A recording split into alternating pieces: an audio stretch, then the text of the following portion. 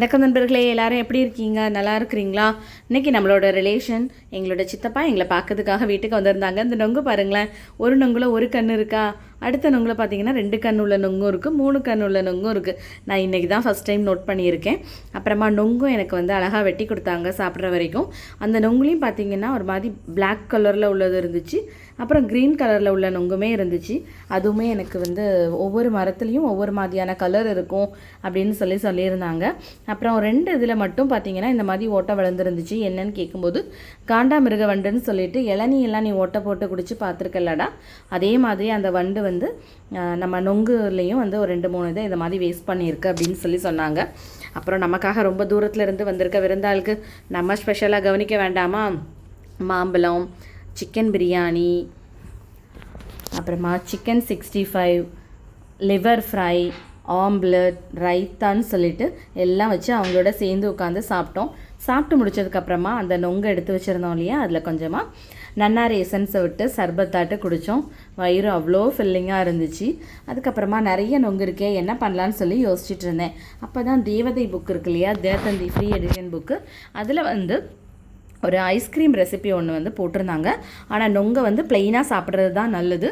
அதை இந்த மாதிரி எதுவுமே நம்ம ப்ரிப்பேர் பண்ணுறது நல்லது கிடையாது தான். ஆனால் நம்மளோட குழந்தைங்க ஐஸ்கிரீம் வேணும்னு அடம் பிடிக்கிறாங்க, நம்ம கடையில் போய் வாங்க வேண்டிய சுச்சுவேஷன் வருது. வீட்டில் நொங்கு இருக்குது, நான் மட்டும் இதை ட்ரை பண்ணுங்கள், அதர்வைஸ் ட்ரை பண்ணவே வேண்டாம். இதில் நொங்கு கூட வேணுங்கிற அளவுக்கு சுகர், கொஞ்சமாக பால், வீட்டில் என்ன எசன்ஸ் இருக்கோ அதை விட்டு மிக்சியில் எடுத்திங்கன்னா இந்த மாதிரி ஐஸ்கிரீம் டெக்ஸ்சரில் வந்துடுது.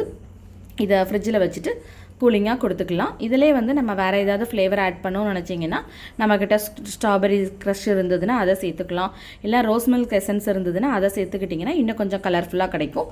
இந்த மாதிரி எந்த மாதிரி ஃப்ளேவர் வேணுமோ அதை நீங்கள் ஆட் பண்ணிக்கலாம்.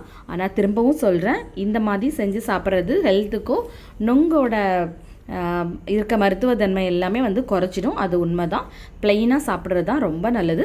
அப்புறமா நம்ம வீட்டு கார்டனில் அவரைக்காய் கொடி இருந்தது, உங்களுக்குலாம் தெரியும் இல்லையா, அது ரொம்ப நாள் ஆயிடுச்சு. அப்புறம் நம்ம லீவுக்கு ஊருக்கெலாம் போனதுனால கொஞ்சம் தண்ணி ஊற்றாமல் பட்டு போயிருந்துச்சு.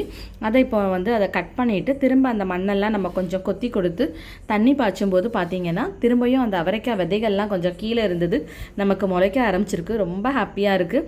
நம்மளே வேண்டான்னு சொல்லி வெட்டி தூர போட்டதுக்கப்புறமும் தன்னோட வாரிசை நமக்கு பலன் கொடுக்கறதுக்காக விட்டுட்டு போயிருக்காங்க பாருங்களேன். அதை ஹாப்பியாக வெல்கம் பண்ணேன். அப்புறமா நம்ம குப்பை கொட்டுவோம் இல்லையா, அதில் இருந்து கூட காய்கறி வேஸ்ட்டில் இருந்து எனக்கு ஒரு 2-3 பாவக்காய் செடியுமே முளைச்சி வந்திருக்காங்க. மதியானம் செம ஹெவியாக சாப்பிட்டாச்சு. அப்போ நைட்டு என்ன பண்ணலாம், கருப்பு கவுனியில் செஞ்ச கஞ்சி மிக்ஸ் தான் ப்ரிப்பேர் பண்ணி சாப்பிட்டுட்டு இருந்தேன். உங்களுக்கும் வேணும்னா ஸ்க்ரீனில் நம்பர் இருக்குது, ஆர்டர் ப்ளேஸ் பண்ணிக்கோங்க. நம்மளோட சேனல் உங்களுக்கு பிடிச்சிருந்துச்சுன்னா லைக் பண்ணுங்கள், ஷேர் பண்ணுங்கள், கமெண்ட் பண்ணுங்கள், பக்கத்தில் இருக்க பெல் ஐக்கானை கிளிக் பண்ணிக்கோங்க. தேங்க்ஸ் ஃபார் வாட்சிங்.